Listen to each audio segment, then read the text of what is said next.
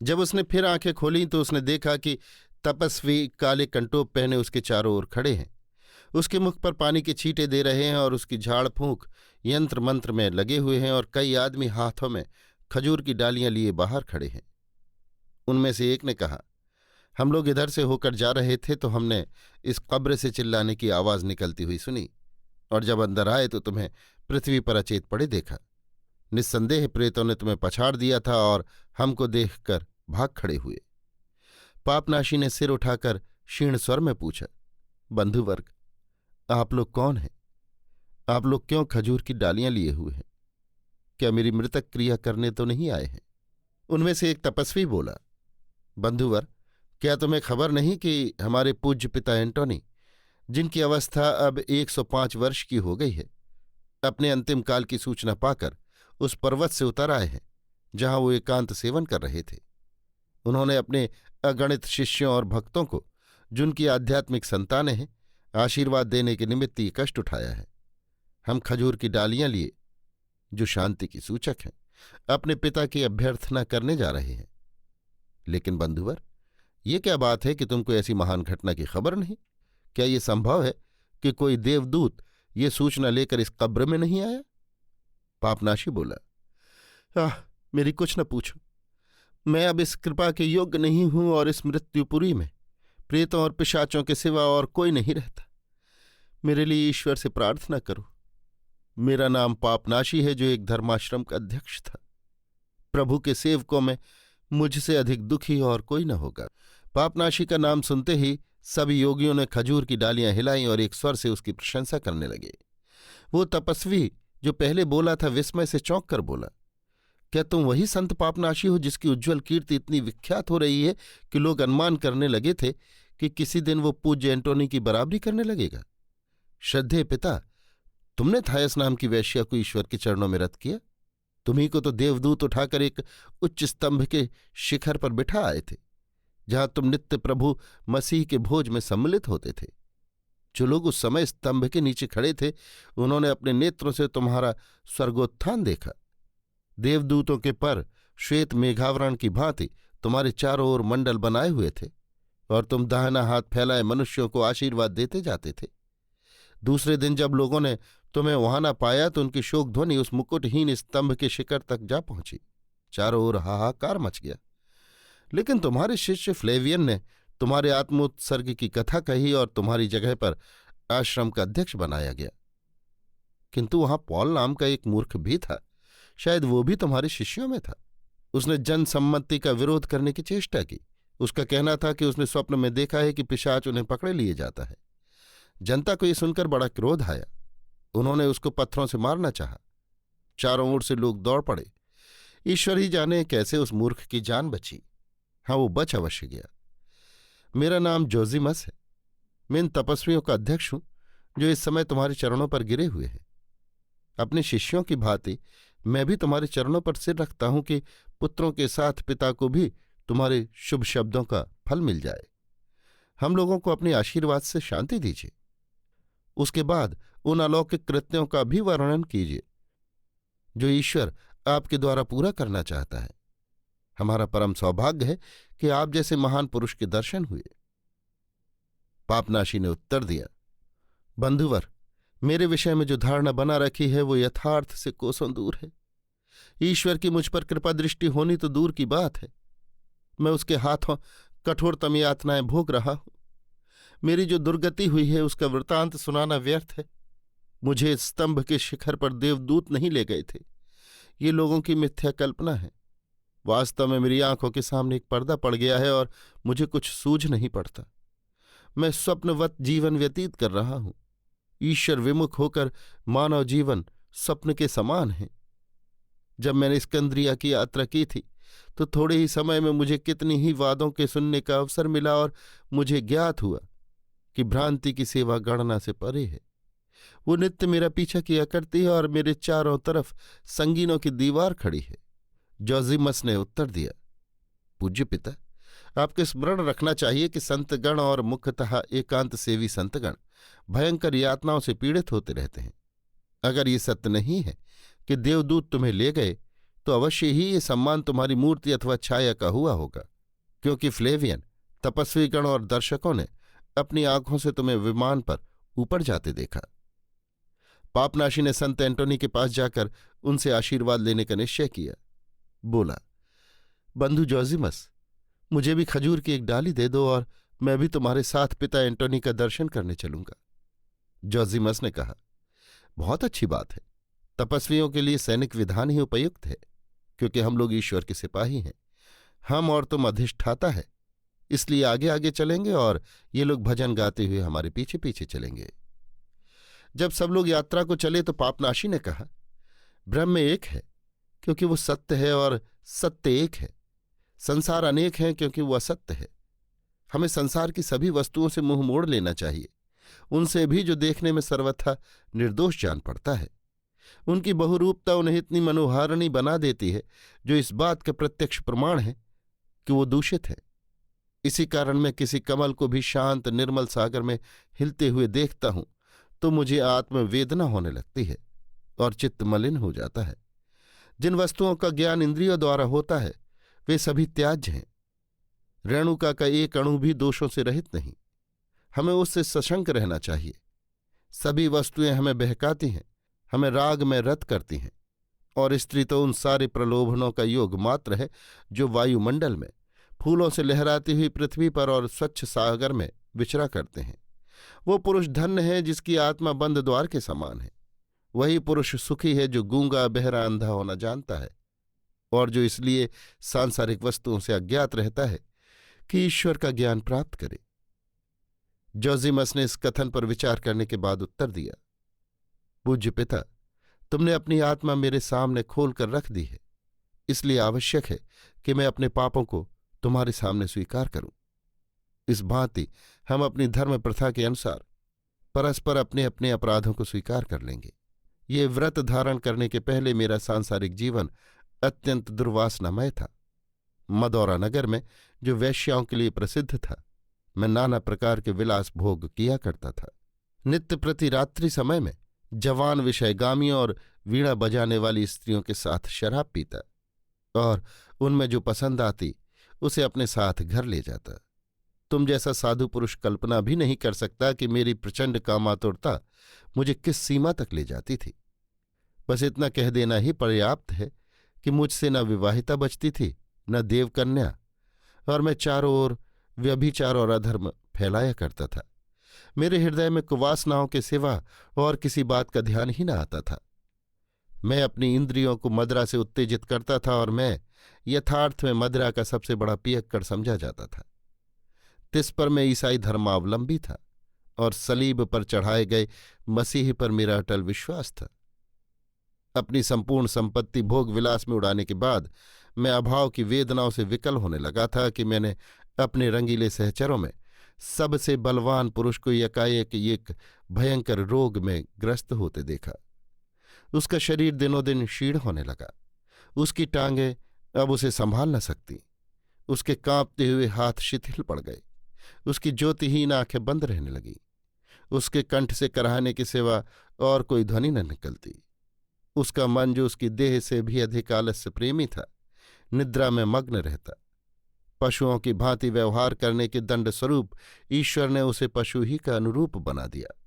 अपनी संपत्ति के हाथ से निकल जाने के कारण मैं पहले ही से कुछ विचारशील और संयमी हो गया था, किंतु एक परम मित्र की दुर्दशा से वो रंग और भी गहरा हो गया। इस उदाहरण ने मेरी आंखें खोल दी। इसका मेरे मन पर इतना गहरा प्रभाव पड़ा कि मैंने संसार को त्याग दिया और इस मरुभूमि में चला आया, जहां गत 20 वर्ष से मैं ऐसी शांति का आनंद उठा रहा हूं जिसमें कोई विघ्न न पड़ा। मैं अपने तपस्वी शिष्यों के साथ यथा समय जुलाहे, राज, बढ़ई अथवा लेखक का काम किया करता हूं। लेकिन जो सच पूछो तो मुझे लिखने में कोई आनंद नहीं आता, क्योंकि मैं कर्म को विचार से श्रेष्ठ समझता हूं। मेरे विचार हैं कि मुझ पर ईश्वर की दया दृष्टि है, क्योंकि घोर से घोर पापों में आसक्त रहने पर भी मैंने कभी आशा नहीं छोड़ी। ये भाव मन से एक क्षण के लिए भी दूर नहीं हुआ कि परमपिता मुझ पर अवश्य कृपा करेंगे। आशा दीपक को जलाए रखने से अंधकार मिट जाता है। ये बातें सुनकर पापनाशी ने अपनी आंखें आकाश की ओर उठाईं और यों गिला की, भगवान, तुम इस प्राणी पर दया दृष्टि रखते हो जिस पर व्यभिचार, अधर्म और विषय भोग जैसे पापों की कालिमा पुती हुई है, और मुझ पर जिसने सदैव तेरी आज्ञाओं का पालन किया, कभी तेरी इच्छा और उपदेश के विरुद्ध आचरण नहीं किया। तेरी इतनी अकृपा है। तेरा न्याय कितना रहस्यमय है और तेरी व्यवस्थाएं कितनी दुर्ग्राह है। जोजिमस ने अपना हाथ फैलाकर कहा, पूज्य पिता देखिए, क्षितिज के दोनों ओर काली काली श्रृंखलाएं चली आ रही हैं, मानो चींटियां किसी अन्य स्थान को जा रही हों। ये सब हमारे सहयात्री हैं जो पिता एंटोनी के दर्शन को आ रहे हैं। जब ये लोग उन यात्रियों के पास पहुंचे तो उन्हें एक विशाल दृश्य दिखाई दिया। तपस्वियों की सेना 3 वृहद अर्धगोलाकार पंक्तियों में दूर तक फैली हुई थी। पहली श्रेणी में मरुभूमि के वृद्ध तपस्वी थे, जिनके हाथों में सलीबें थीं और जिनकी दाढ़ियां जमीन को छू रही थीं। दूसरी पंक्ति में एफ्रायम और सेरापियन के तपस्वी और नील के तटवर्ती प्रांत के व्रतधारी विराज रहे थे। उनके पीछे वे महात्मा गण थे जो अपनी दूरवर्ती पहाड़ियों से आए थे। कुछ लोग अपने संवलाए और सूखे हुए शरीर को बिना सिले हुए चीथड़ों से ढके हुए थे। दूसरे लोगों की देह पर वस्त्रों की जगह केवल नरकट की हड्डियां थीं, जो बेंत की डालियों को ऐंठ कर बांध ली गई थी। कितने ही बिल्कुल नंगे थे, लेकिन ईश्वर ने उनकी नग्नता को भेड़ के से घने घने बालों से छिपा दिया था। सबों के हाथों में खजूर की डालियां थीं। उनकी शोभा ऐसी थी मानो पन्ने के इंद्रधनुष हों, अथवा उनकी उपमा स्वर्ग की दीवारों से दी जा सकती थी। इतने विस्तृत जनसमूह में ऐसी सुव्यवस्था छाई हुई थी कि पापनाशी को अपने अधीनस्थ तपस्वियों को खोज निकालने में लेश मात्र भी कठिनाई न पड़ी। वो उनके समीप जाकर खड़ा हो गया, किंतु पहले अपने मुंह को कंटोप से अच्छी तरह ढक लिया कि उसे कोई पहचान न सके और उनकी धार्मिक आकांक्षा में बाधा न पड़े। सहसा असंख्य कंठों से गगन भेदी नाद उठा, वो महात्मा आए। देखो, वो मुक्तात्मा है जिसने नरक और शैतान को परास्त कर दिया है, जो ईश्वर का चहेता हमारा पूज्य पिता एंटोनी है। तब चारों ओर सन्नाटा छा गया और प्रत्येक मस्तक पृथ्वी पर झुक गया। उस विस्तीर्ण मरुस्थल में एक पर्वत के शिखर पर से महात्मा एंटोनी अपने 2 प्रिय शिष्यों के हाथों के सहारे, जिनके नाम मकेरियस और अमेथस थे, आहिस्ता आहिस्ता उतर रहे थे। वो धीरे धीरे चलते थे, पर उनका शरीर अभी तक तीर की भांति सीधा था और उनसे उनकी असाधारण शक्ति प्रकट होती थी। उनकी श्वेत दाढ़ी चौड़ी छाती पर फैली हुई थी और उनके मुड़े हुए चिकने सिर पर प्रकाश की रेखाएं और जगमगा रही थीं, मानो मूसा पैगंबर का मस्तक हो। उनकी आंखों में उकाब की आंखों की सी तीव्र ज्योति थी और उनके गोल कपोलों पर बालकों का सा मधुर मुस्कान था। अपने भक्तों को आशीर्वाद देने के लिए वो अपनी बाहें उठाए हुए थे, जो 1 शताब्दी के असाधारण और अविश्रांत परिश्रम से जर्जर हो गई थी। अंत में उनके मुख से ये प्रेममय शब्द उच्चरित हुए, ए जैकब, तेरे मंडप कितने विशाल, और ए इज़राइल, तेरे शामियाने कितने सुखमय हैं। इसके एक क्षण के उपरांत वो जीती जागती दीवार एक सिरे से दूसरे सिरे तक मधुर मेघ ध्वनि की भांति इस भजन से गुंजारित हो गई, धन्य है वो प्राणी जो ईश्वर भीरू है। एंटोनी अमेथस और मकेरियस के साथ वृद्ध तपस्वियों, व्रतधारियों और ब्रह्मचारियों के बीच में से होते हुए निकले।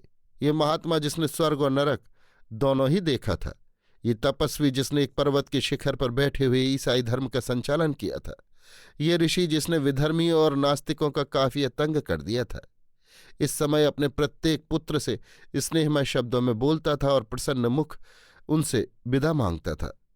किंतु आज उसकी स्वर्ग यात्रा का शुभ दिवस था। परमपिता ईश्वर ने आज अपने लाडले बेटे को अपने यहाँ आने का निमंत्रण दिया था।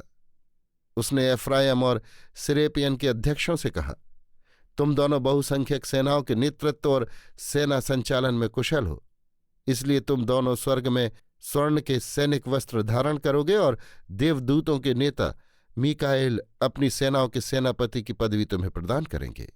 वृद्ध पालम को देखकर उन्होंने उसे आलिंगन किया और बोले, देखो, ये मेरे समस्त पुत्रों से सज्जन और दयालु है। उसकी आत्मा से ऐसी मनोहर सुरभि प्रस्फुटित होती है जैसी उसकी कलियों के फूलों से, जिन्हें वो नित्य बोता है। संत जोजिमस को उन्होंने इन शब्दों में संबोधित किया, तू कभी ईश्वरीय दया और क्षमा से निराश नहीं हुआ, इसलिए तेरी आत्मा में ईश्वरीय शांति का निवास है। तेरी सुकीर्ति का कमल तेरे कुकर्मों के कीचड़ से उदय हुआ है। उनके सभी भाषणों से देव बुद्धि प्रकट होती थी। वृद्ध जनों से उन्होंने कहा, ईश्वर के सिंहासन के चारों ओर 80 वृद्ध पुरुष उज्ज्वल वस्त्र पहने सिर पर स्वर्ण मुकुट धारण किए बैठे रहते हैं। युवक वृंद को उन्होंने इन शब्दों में सांत्वना दी, प्रसन्न रहो, उदासीनता उन लोगों के लिए छोड़ दो जो संसार का सुख भोग रहे हैं। इस भांति सबसे हंस हंसकर बातें करते, उपदेश करते हुए वो अपने धर्मपुत्रों की सेना के सामने चले जाते थे। सहसा पापनाशी उन्हें समीप आते देखकर उनके चरणों पर गिर पड़ा। उसका हृदय आशा और भय से विदीर्ण हो रहा था। मेरे पूज्य पिता, मेरे दयालु पिता, उसने मानसिक वेदना से पीड़ित होकर कहा। प्रिय पिता, मेरी बाह पकड़ी, क्योंकि मैं भंवर में बहा जाता हूं। मैंने थायस की आत्मा को ईश्वर के चरणों पर समर्पित किया। मैंने एक ऊंचे स्तंभ के शिखर पर और एक कब्र की कंदरा में तप किया है। भूमि पर रगड़ खाते खाते मेरे मस्तक में ऊंट के घुटनों के समान गड्ढे पड़ गए। तिस पर भी ईश्वर ने मुझसे आंखें फेर ली। पिता, मुझे आशीर्वाद दीजिए, इससे उद्धार हो जाएगा। किंतु एंटोनी ने इसका कुछ उत्तर न दिया। उसने पापनाशी के शिष्यों को ऐसी तीव्र दृष्टि से देखा जिसके सामने खड़ा होना मुश्किल था। इतने में उनकी निगाह मूर्ख पॉल पर जा पड़ी। वो जरा देर उसकी तरफ देखते रहे, फिर उसे अपने समीप आने का संकेत किया। चूंकि सभी आदमियों को विस्मय हुआ कि वो महात्मा इस मूर्ख और पागल आदमी से बातें कर रहे हैं, अतः उनकी शंका समाधान करने के लिए उन्होंने कहा, ईश्वर ने इस व्यक्ति पर जितनी वत्सलता प्रकट की है उतनी तुम में से किसी पर नहीं की। पुत्र पॉल, अपनी आंखें ऊपर उठा और मुझे बतला कि तुझे स्वर्ग में क्या दिखाई देता है। बुद्धिहीन पॉल ने आंखें उठाईं। उसके मुख पर तेज छा गया और उसकी वाणी मुक्त हो गई। बोला, मैं स्वर्ग में एक शैया बिछी हुई देखता हूं जिसमें सुनहरी और बैंगनी चादरें लगी हुई हैं। उसके पास 3 देव कन्याएं बैठी हुई बड़ी चौकसी से देख रही हैं कि कोई अन्य आत्मा उसके निकट न आने पाए। जिस सम्मानित व्यक्ति के लिए शैया बिछाई गई है उसके सिवाय कोई निकट नहीं जा सकता। पापनाशी ने यह समझकर कि यह शैया उसकी सत्कीर्ति की परिचायक है, ईश्वर को धन्यवाद देना शुरू किया। किंतु संत एंटोनी ने उसे चुप रहने और मूर्ख पॉल की बातों को सुनने का संकेत किया। पॉल उसी आत्मोल्लास की धुन में बोला, 3 देव कन्याएं मुझसे बातें कर रही हैं। वो मुझसे कहती हैं कि शीघ्र ही एक विदुषी मृत्युलोक से प्रस्थान करने वाली है। स्कंद्रिया की थायस मरणासन है और हमने ये शैया उसके आदर सत्कार के निमित्त तैयार की है, क्योंकि हम तीनों उसी की विभूतियां हैं। हमारे नाम है भक्ति, भय और प्रेम। एंटोनी ने पूछा, प्रिय पुत्र, तुम्हें और क्या दिखाई देता है? मूर्ख पाल ने मध्याह्न से ऊर्ध्व तक शून्य दृष्टि से देखा। एक क्षितिज से दूसरी क्षितिज तक नजर दौड़ाई। सहसा उसकी दृष्टि पापनाशी पर जा पड़ी। देवी भय से उसका मुंह पीला पड़ गया और उसके नेत्रों से अदृश्य ज्वाला निकलने लगी। उसने एक लंबी सांस लेकर कहा, मैं 3 पिशाचों को देख रहा हूं जो उमंग से भरे हुए इस मनुष्य को पकड़ने की तैयारी कर रहे हैं। उनमें से एक का आकार एक स्तंभ की भांति है, दूसरे का एक स्त्री की भांति और तीसरे का एक जादूगर की भांति। तीनों के नाम गर्म लोहे से दाग दिए गए हैं, एक का मस्तक पर, दूसरे का पेट पर और तीसरे का छाती पर, और वे नाम हैं अहंकार, विलास, प्रेम और शंका। बस मुझे और कुछ नहीं सूझता। ये कहने के बाद पॉल की आंखें फिर निष्प्रभ हो गईं। मुख नीचे को लटक गया और वो पूर्ववत सीधा सादा मालूम होने लगा। जब पापनाशी के शिष्यगण एंटोनी की ओर सचिंत और सशंक भाव से देखने लगे तो उन्होंने ये शब्द कहे, ईश्वर ने अपनी सच्ची व्यवस्था सुना दी। हमारा कर्तव्य है कि हम उसको शिरोधार्य करें और चुप रहें। असंतोष और गिला उसके सेवकों के लिए उपयुक्त नहीं। ये कहकर वो आगे बढ़ गए। सूर्य ने अस्ताचल को प्रयाण किया और उसे अपने अरुण प्रकाश से आलोकित कर दिया। संत एंटोनी की छाया दैवी लीला से अत्यंत दीर्घ रूप धारण करके उनके पीछे एक अत्यंत गलीचे की भांति फैली हुई थी कि संत एंटोनी की स्मृति भी इस भांति दीर्घजीवी होगी और लोग अनंत काल तक उसका यश गाते रहेंगे। किंतु पापनाशी वज्रहत की भांति खड़ा रहा। उसे न कुछ सूझता था, न कुछ सुनाई देता था। यही शब्द उसके कानों में गूंज रहे थे, थायस मरणासन्न है। उसे कभी इस बात का ध्यान ही न आया था। 20 वर्षों तक निरंतर उसने मोमियाई के सिर को देखा था। मृत्यु का स्वरूप उसकी आंखों के सम्मुख रहता था, पर यह विचार कि मृत्यु एक दिन थायस की आंखें बंद कर देगी उसे घोर आश्चर्य में डाल रहा था। थायस मर रही है, इन शब्दों में कितना विस्मयकारी और भयंकर आशय है। थायस मर रही है, वो अब इस लोक में न रहेगी तो फिर सूर्य का, फूलों का, सरोवरों का और समस्त सृष्टि का उद्देश्य ही क्या? इस ब्रह्मांड ही की क्या आवश्यकता है? सहसा वो झपट कर चला, उसे देखूंगा, एक बार फिर उससे मिलूंगा। वो दौड़ने लगा। उसे कुछ खबर न थी कि वो कहाँ जा रहा है, किंतु अंतःप्रेरणा उसे अविचल रूप से लक्ष्य की ओर लिए जाती थी। वो सीधे नील नदी की ओर चला जा रहा था। नदी पर उसे पालों का एक समूह तैरता हुआ दिखाई पड़ा। वो कूद कर एक नौका में जा बैठा, जिसे हबशी चला रहे थे, और वहां नौका के मस्तक पर पीठ टेक कर आंखों से यात्रा मार्ग का भक्षण करता हुआ वो क्रोध और वेदना से बोला, ओह, मैं कितना मूर्ख हूं कि थायस को पहले ही अपना न कर लिया जब समय था। कितना मूर्ख हूं कि समझा कि संसार में थायस के सिवा और भी कुछ है। कितना पागलपन था। मैं ईश्वर के विचार में, आत्मोद्धार की चिंता में, अनंत जीवन की आकांक्षा में रत रहा। मानो थायस को देखने के बाद भी इन पाखंडों में कुछ महत्व था। मुझे उस समय कुछ न सूझा कि उस स्त्री के एक चुंबन में अनंत सुख भरा हुआ है और उसके बिना जीवन निरर्थक है, जिसका मूल एक दुस्वप्न से अधिक नहीं। मूर्ख, तूने उसे देखा, फिर भी तुझे परलोक के सुखों की इच्छा बनी रही। अरे कायर, तू उसे देखकर भी ईश्वर से डरता रहा। ईश्वर, स्वर्ग, अनादि, ये सब क्या गोरख धंधा है? उनमें रखा ही क्या है? और क्या वो उस आनंद का अल्पांश भी दे सकते हैं जो तुझे उससे मिलता? अरे अभागे, निर्बुद्धि, मिथ्यावादी मूर्ख, जो थायस के अधरों को छोड़कर ईश्वरी कृपा को अन्यंत्र खोजता रहा। तेरी आंखों पर किसने पर्दा डाल दिया था? उस प्राणी का सत्यानाश हो जाए जिसने उस समय तुझे अंधा बना दिया था। तुझे दैवी कोप का क्या भय था जब तू उसके प्रेम का एक क्षण भी आनंद उठा लेता? पर तूने ऐसा न किया। उसने तेरे लिए अपनी बाहें फैला दी थीं, जिनमें मांस के साथ फूलों का सुगंध मिश्रित था, और तूने अपने को उसके उन्मुक्त वक्ष के अनुपम सुधा सागर में अपने को प्लावित न कर दिया। तू नित्य उस द्वेष ध्वनि पर कान लगाए रहा जो तुझसे कहती थी, भाग भाग, अंधे अंधे, भाग्यहीन अंधे। हा शोक, हा पश्चाताप, हा निराश। नरक में उसे कभी न भूलने वाली घड़ी का आनंद स्मृति ले जाने का और ईश्वर से ये कहने का अवसर हाथों से निकल गया कि मेरे मांस को जला, मेरी धमनियों में जितना रक्त है उसे चूस ले, मेरी सारी हड्डियों को चूर चूर कर दे।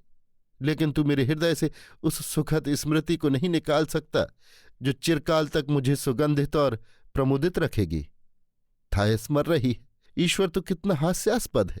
तुझे कैसे बताऊं कि मैं तेरे नरक लोक को तुच्छ समझता हूं, उसकी हंसी उड़ाता हूं। थायस मर रही है और वो मेरी कभी न होगी, कभी नहीं, कभी नहीं। नौका तेज धारा के साथ बही जाती थी और वो दिन के दिन पेट के बल पड़ा हुआ बार बार कहता था, कभी नहीं, कभी नहीं, कभी नहीं।